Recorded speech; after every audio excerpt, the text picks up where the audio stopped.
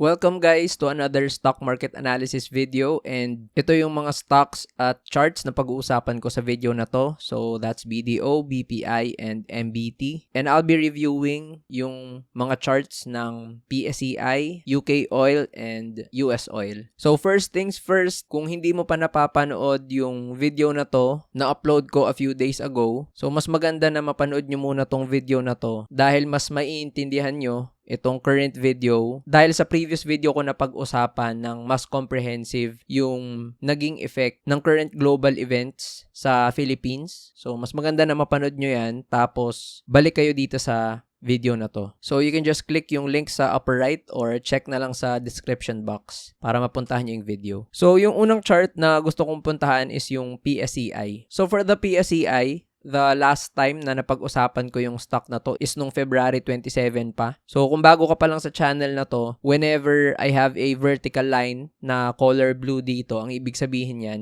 ayan yung last time na napag-usapan ko yung specific chart. So, in this case, the PSEI Feb 27. So, if you're going to look sa chart na to, initially, bullish yung perspective ko sa PSEI. That's why, if I zoom in a little bit, makikita nyo na meron akong nilagay dito na box kasi I was expecting the PSEI to consolidate and then break out eventually, no? Dahil lagpas na siya dito sa resistance niya. Tapos yung inaabangan ko na mga targets nun is nasa 7,000. Tapos between 7.5 to 7.6. Kaya nga meron ditong potential target for the inverse head and shoulders. But unfortunately, dahil dito sa biglaan na events na nangyari, and I'm sure you already know dahil simula pa last week, no, halos ayan na yung nagiging balita globally affecting everything, lalo na yung presyo, no, ng oil, no, ng diesel, ng gasolina, lahat-lahat na. So yung overall na key levels ko for the PSEI previously, yung support andito sa 6.2 to 6.3, no, and nakikita naman natin na nagkaroon nga siya ng support nung March 4. So dito siya nagkaroon ng level na kung saan hindi na siya pumunta pababa dyan. And sa previous video ko din nga, in-explain ko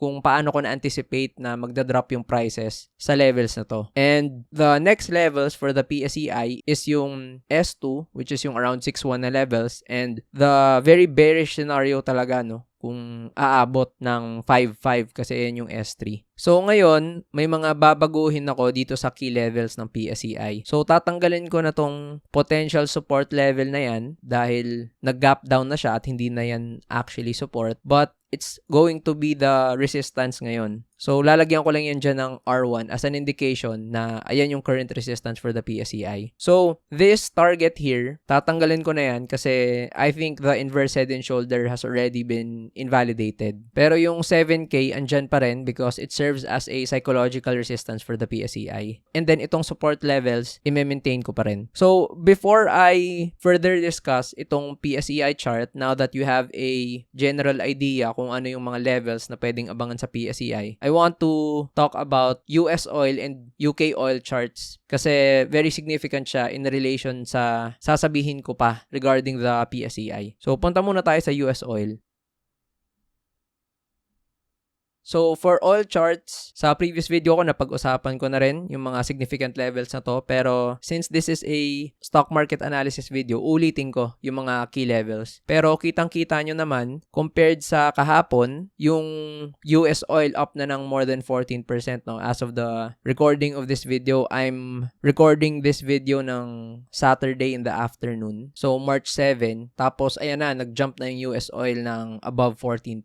Tapos, makikita natin na itong transition niya from Feb 27 towards March 1, ito yung pag-increase ng price niya dahil sa gerang nangyari. So, nakikita natin na for the past 6-7 days, pataas lang talaga yung US oil prices, no? So, if we're going to look towards the left, kitang-kita naman yung resistances ng US oil. So, ito siya, yung mga levels na yan, yung mga peak, no? Yan yung mga swing highs niya previously. And makikita natin na for the past few days, this past trading week, talagang nire-respect niya yung resistances. So, ito, nung time ng March 3, tapos March 4, and then, nung March 5, tumaas yung price, umabot ng 80.53, so nag-resist din. And then, the recent candle, nagre-resist din to, no, nung early on the trading day, nalagpasan niya, tapos nagre-resist din dito, tapos nalagpasan niya din. Tapos ito, nagre-resist, tapos nalagpasan niya. So, sa sobrang laki ng issue na nangyayari, yung 3 to 4 resistances ng oil, nalagpasan niya in a span of 2 days, no? Tapos itong last trading day, talagang 3 beses niyang nalagpasan yung mga resistances. So, ngayon, ano ba yung next na possible price targets ng oil kung walang mangyayaring significant improvement sa situation natin? So, there's a possibility na may minor resistance sa 90.72, but I see that the next possible resistance talaga is yung 93.6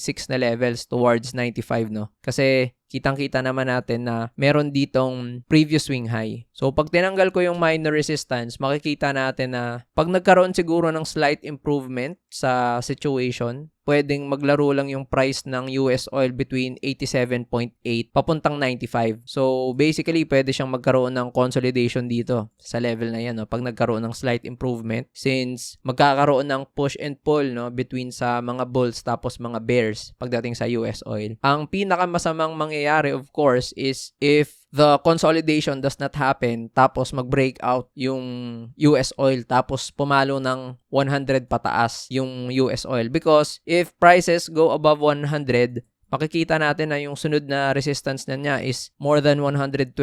So, nasa 123 tapos 129.4 or 129.50, no? So, pwede nating sabing 130 yan. And if you understand what's really happening, kung napanood mo yung previous video ko and you've been watching the news, if magkaroon pa ng further issues sa Middle East, sa Strait of Hormuz, a lot of market participants, no, hindi lang mga retailers, pati yung mga whales, pati yung mga big boys ng market are expecting na pwedeng umabot yung oil ng 150. So, sobrang taas niya, no? So, ang gusto nating mangyari is, syempre, una sa lahat, hindi na tumaas yung oil ng above 95. Kumbaga, pag nagkataon, dapat ito na yung limit niya. Tapos, mag-consolidate na lang siya, tapos mahulog na eventually, no? Basta dapat hindi na siya lumagpas ng 95. So, ayan yung itsura sa US oil. Tingnan naman natin sa UK oil.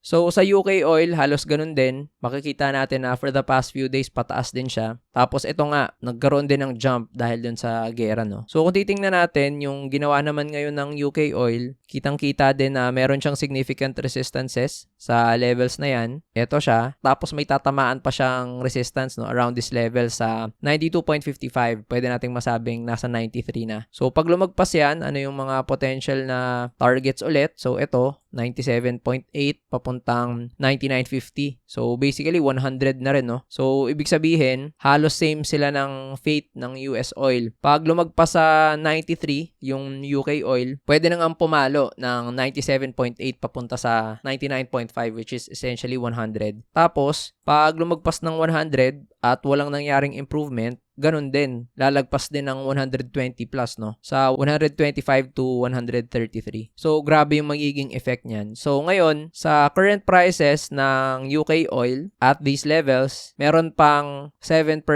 to 9%. So, essentially, parang 10% na jump na yan yung pwede niyang puntahan, no? So, 7 to 9%. So, essentially, parang 10% jump na rin yan na pwede pa niyang puntahan. Sa US oil naman, at these levels, pwede pa siyang tumaas ng 5 to 6%. So depende kung saan mo pagbabasihan, 'di ba? Under 7 or probably 8% yung pwede niyang puntahan. So, balik tayo sa PSEI.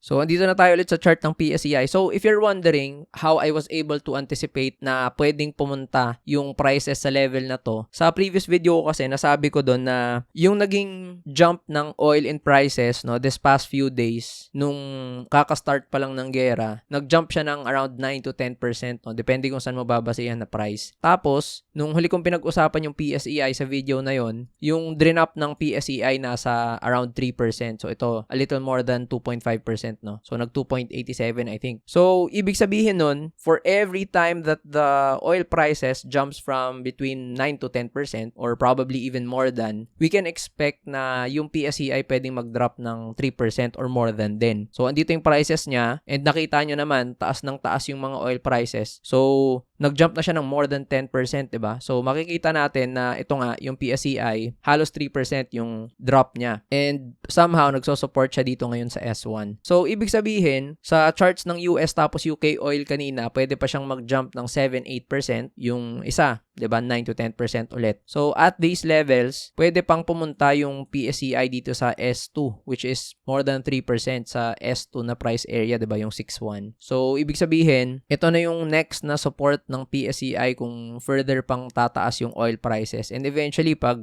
sumobra ng 100, 110 price levels yung oil, syempre, hindi ako magugulat pag nabutas yung S2, no? And if that period happens, then pwede talaga siyang mag-revisit ng 6,000 sa psych support niya at mag-drop pa dyan, di ba? And pwede niyang i-revisit yung 5,859 na levels. And siguro yung worst case scenario talaga is umabot siya ng 5,500 ulit or 5,600. So, I think very crucial yung mangyayari this coming trading week dahil kung hindi magkakaroon ng improvement sa Strait of Hormuz, sa Middle East, it's inevitable na tataas talaga yung oil prices, which of course, yung primary effect niyan sa economy natin, and ang dami na niyang secondary effects which will eventually affect the PSEI. Tapos, syempre, may ripple effects na yan sa lahat ng mga stocks, no? So, yung magiging galaw ng oil prices sa ngayon, syempre, yung effect niyan lalabas pa next week dahil weekend tayo ngayon, so sarado yung stock market. If oil prices further increase in the coming days, we're going to expect na magkakaroon ulit ng drop sa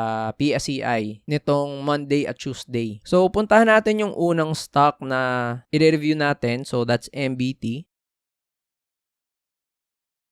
So, andito na tayo sa chart ng MBT. So, not sure kung bakit na-delete yung mga previous na drawings na ginawa ko dito. So, I think nagkaroon lang ng onting glitch sa mga chart na na-save ko. Anyway, sobrang dami ng significant na nangyari. So, I think it's better na ulitin ko na lang yung mga possible chart patterns na ginagawa ng MBT. So, for MBT, nagkaroon na siya ng drop, no, from its peak around this level, and it has already dropped by more than 8%. And isa sa mga rason dyan is because nakapag-release siya ng dividends, no, nitong March 6. So, nung Friday. And nasa around 4.7, no, nearly 5% yung percentage ng divs. That's why you're going to expect na magda-drop siya ng possible malapit, no, sa 4 to 5%. So, yan yung isang rason kung ba't nagkaroon ng drop yung MBT. But what's the main reason kung ba't nagkaroon siya ng drop along with the other banks? So, sa previous video ko napag-usapan ko na to, and I'm just going to reiterate kung ano yung sa tingin kong nangyayari sa banks tapos effect niya, no. So, sa short term, since tumataas yung presyo ng mga bilihin because of the increasing cost of goods, products, and services, so nasa inflationary environment tayo, of course, the short-term effect is, syempre, pwedeng less savings, no, yung magawa ng mga tao. Syempre, dahil napupunta lahat sa mga bilihin dahil mas mahal na. So, of course, less savings, that's negative for the bank. Tapos, pwedeng less spending din. So, ibig sabihin, decreased yung mga transaction fees na pwedeng mangyari. Now, in the medium term to long term, if we stay sa inflationary na environment, so, of course, the interest rates, no, mahirap i-cut. So, I think it's gonna remain high. At pag nangyari yun, banks will suffer from non-performing loans. Tapos kung patuloy na tataas yung mga interest rates, mas onti, no, yung magkakaroon ng loan sa bank. So, decreasing yung loans nila, and then further aggravated yung non-performing loans. So, parang kahit saan mo tingnan na period, mapa-short term, medium term, or long term, parang hindi siya okay sa mga banks. That's why I think they're dropping, and it's not just because overall drop sa markets, no. So, up until makapagbigay ng bagong mga finance na mga policies, na mga adjustments, magiging bearish ako overall, no, sa mga banks. Lalo na sa mga blue chip na mga banks kasi syempre sila talaga yung matatamaan dyan. So, for MBT, yung current swing high niya is nasa 7.25, and I think the reason for this is because chart pattern target niya yun dati. So, ayun yung natatandaan kong na-plot kong levels dyan. So, itong level ng MBT, ayan yung R1 resistance niya ngayon. And then, this level here sa 80.63, yung 52-week high niya, syempre yan yung R2. So, ngayon, sa support, nakikita ko na ito yung swing low na na-achieve niya previously nung January pa, no? End of January. So, nasa 70 price area yan. So, para sa akin, ito yung S1. So, kung magkakaroon pa ng further selling nitong Monday or Tuesday, of course, I'm expecting na ito yung next na support na pwedeng puntahan ng MBT. Ngayon, pagdating sa next na support niya, medyo tricky na, no, kasi walang very obvious na support area. Ang sunod na obvious na support area niya, ito ng around 64 na price area, which is yung low niya previously Tapos ito, yung around 61.70, ayan yung S3. But I think if hindi naman sobrang lakas ng pag-increase ng oil in the coming days, kung hindi rin magdadrop ng sobra yung PSEI, pwedeng hindi naman siya umabot agad dito sa 64 na price area kasi may mini consolidation na nangyari dito. So, pwedeng magkaroon siya ng temporary support sa levels na to, babalikan niya yung consolidation up until pag lumakas talaga yung price ng oil, pwede pa niyang puntahan yung mga levels na to sa S2 and S3. So, if I'm going to show the moving average 20, makikita natin na nag-drop na siya dito. So, that's already a signal of a short-term downtrend. Kaya, pababa talaga yung MBT na price level. So, kung ilalabas ko naman yung MA50, ito, nabutas niya na rin, which could indicate that the stock can either go in a medium-term consolidation or a medium-term downtrend. And yung sa MA100, pag nilabas ko yan, ito, may confluence sa S1 na support. That's why I think this is going to be a strong support sa short term, no? Kung magkakaroon lang ng pag-increase ng price ng oil ng hindi kataasan. Pero kung sobrang lakas talaga ng pag-increase ng price ng oil, mataas yung chance na mabubutas yung 70 na yan. Tapos bababa talaga ng 70 price level yung MBT. So, it's very important to monitor yung price ng oil. So, before ko pag-usapan yung susunod na stock, kung bago ka pa lang sa channel na to, madalas ako nag-upload ng mga stock market analysis video. So, around 1 to 2 a week. I also make videos ng mas comprehensive talking about specific stocks, kagaya ng mga videos na to. So, you can check that sa channel. So, if you're finding value and learning a lot sa video na to, don't forget to like this video and subscribe sa channel so you'll always be updated sa mga future videos na i-upload ko. So, punta na tayo sa susunod na stock. That's BPI.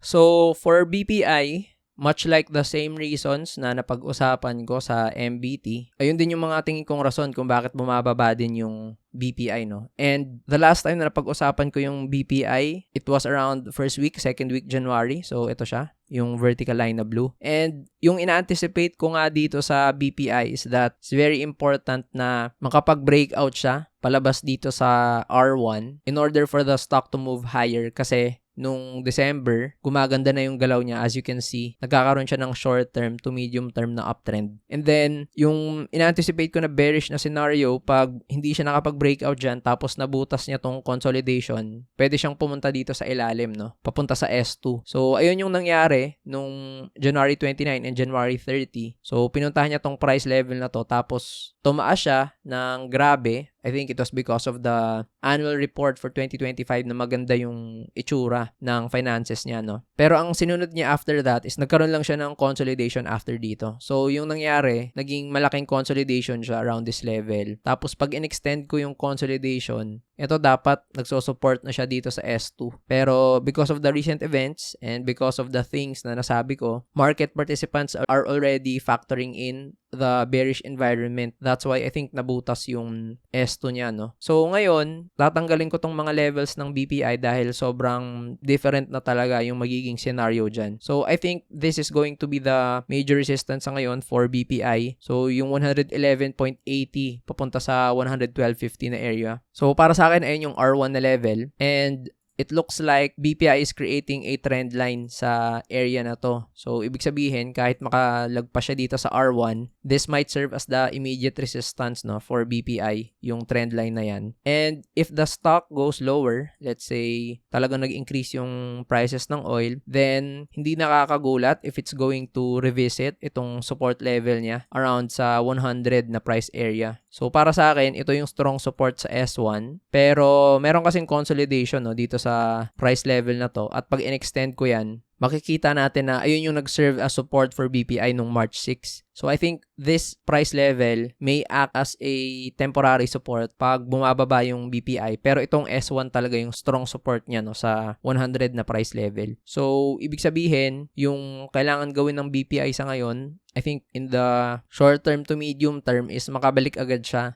above ng 112, no? So, dapat mag 113 siya. Para pag nagkaroon na ng improvement sa current na events natin dito sa gera, pag pumasok yung buying pressure and bullishness, mapabreakout siya dun sa trend line. Kasi kung mahuhulog yung BPI dito sa 100, pag nagkataon na nagkaroon na ng improvement sa current events, then pwedeng tumaas lang siya tapos pupunta lang siya sa levels na to. So, mababa pa rin siya dito sa R1, which makes the stock bearish pa rin, no? Sa tingin ko kasi nasa ilalim pa rin siya nitong significant na resistance niya. Tapos, pwedeng consolidation lang yung mangyari after. So, the next stock, that's BDO.